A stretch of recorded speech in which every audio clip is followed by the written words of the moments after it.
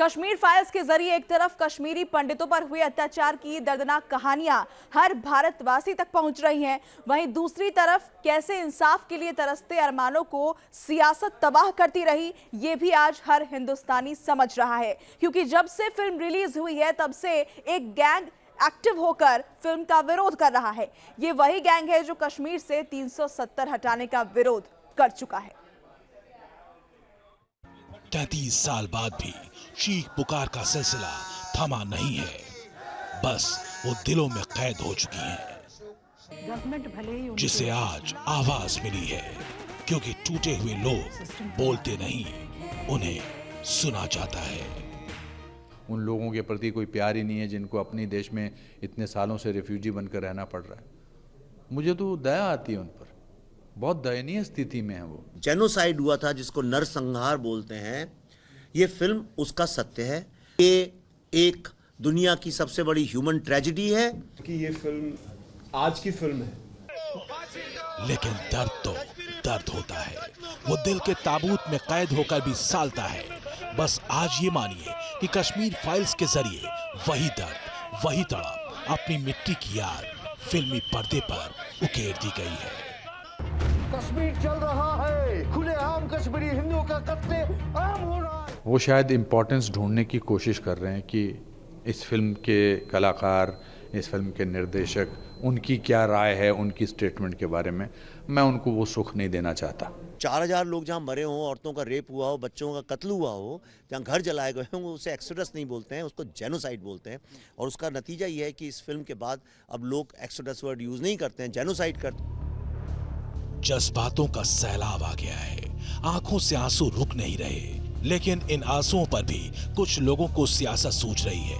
वो कश्मीरी पंडितों की हत्या को आंकड़ों के खेल में उलझा देना चाहते हैं। इसकी शुरुआत फिल्म रिलीज होने के तुरंत बाद आए केरल कांग्रेस के ट्वीट से हुई, जिसमें लिखा, पिछले 17 सालों में कश्मीर में हुए आतंकी हमलों में 399 कश्मीरी पंडित मारे गए हैं। इसी अवधि में आतंकवादियों की ओर से मारे गए मुसलमानों की संख्या 15,000 है।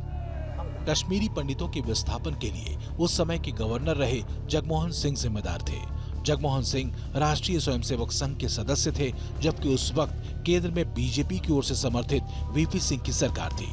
उसके बावजूद कश्मीरी पंडितों का पलायन हुआ और सरकार ने कुछ नहीं किया। अब समझिए कैसे दर्द पर सियासत की रोटी सेकी जा रही है। खास बात यह कि कांग्रेस आलाकमान की तरफ से कुछ नहीं कहा जा रहा। इस बीच एक और कांग्रेस नेता रणदीप सुरजेवाला ने कश्मीर फाइल्स की टीम के पीएम मोदी से मुलाकात पर कमेंट किया। फ्रीडम ऑफ एक्सप्रेशन तब कहा गया था जब अपना हक मांगते देश के किसानों और रोजगार मांगते नौजवानों पर जुल्म ढाए गए। आखिर क्यों मोदी सरकार को इवेंट और फिल्म के बाहर कुछ नहीं दिखता? सच्चे नेता जख्मों पर मरहम लगाते हैं, कुरेदने में फायदा नहीं तलाशते। पूरा इतिहास गवाह है किस प्रकार से कांग्रेस के लोगों ने, पंडित नेहरू जी ने जो अपनी नीति बनाई जम्मू कश्मीर के अंदर, जिस प्रकार से जम्मू कश्मीर को देश से अलग थलग करने का, आज रोना याद आ रहा है लोगों को। और कश्मीर फाइल्स का जिक्र पूरे देश में है। फिल्म 8 राज्यों में टैक्स फ्री कर दी गई है ताकि कश्मीर का सच देश की आवाम तक पहुंच सके। यूपी में जैसे ही फिल्म को टैक्स फ्री किया गया, तभी आपत्ति का एक और जखीरा सामने आ गया। ताजा यूपी में हार का स्वाद चख चुके आरएलडी अध्यक्ष जयंत चौधरी ने फिल्म को टैक्स फ्री करने का विरोध किया। डीजल पेट्रोल पर शुल्क घटाओ, किसान के ट्रैक्टर और उपकरण पर टैक्स घटाओ, सिनेमा फिल्म को टैक्स फ्री घोषित करने का क्या अर्थ है? कश्मीर फाइल्स के नाम से बनी यह फिल्म रूह को कंपा देने वाली है। हम लोगों ने भी बहुत पढ़ा, बहुत सुना, लेकिन यह सच्चाई पूरे देश के हर बच्चे को जानना चाहिए। अपने सियासी फायदे का एंगल खोज निकाला कि 30 साल में 1724 मिलिटेंट्स को हुकूमत और फौज ने, पुलिस ने उनको मारा, मिलिटेंट्स को, या उनकी मौत हुई, जिसमें से सिर्फ 89 कश्मीरी पंडित का कत्ल हुआ। ओवैसी अकेले नहीं, फारूक अब्दुल्ला भी फिल्म पर सवाल उठा रहे हैं। उनकी आंखों पर चढ़ा सियासी चश्मा नरसंहार को एक घटना के नजरिए से देखता है।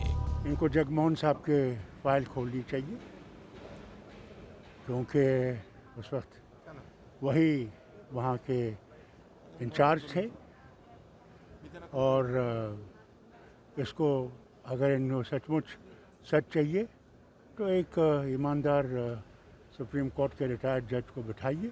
लेकिन अफसोस इस बात का है कि कांग्रेस जैसा राजनीतिक दल जो हिंदुस्तान की एक पॉलिटिकल पार्टी है, वो हकीकत से दूर कश्मीरी पंडितों के उस जुल्म सितम को डाइवर्ट कर रही है।